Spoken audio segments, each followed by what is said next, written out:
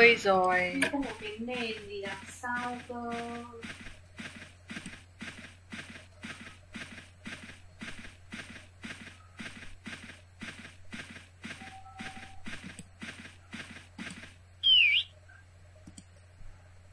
Nhưng mà cái em chụp cho mẹ với chị nó không rõ đằng sau, nhưng mẹ chụp cho hai đứa.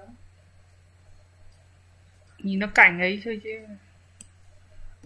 Tại đằng sau phải biết nhìn được.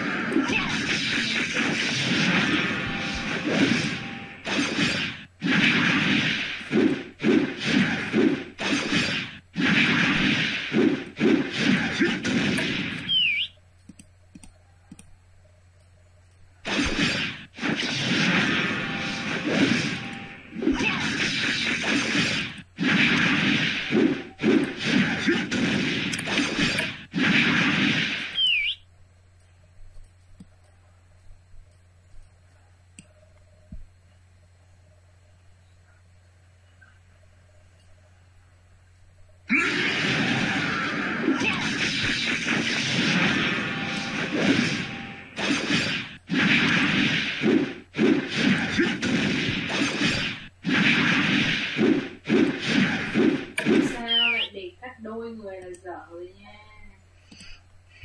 32/70 rồi, bao giờ mới ra sân cảnh đây?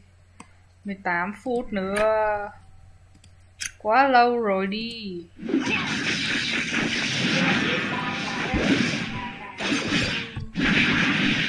Này á. Hôm nay mới được một cái.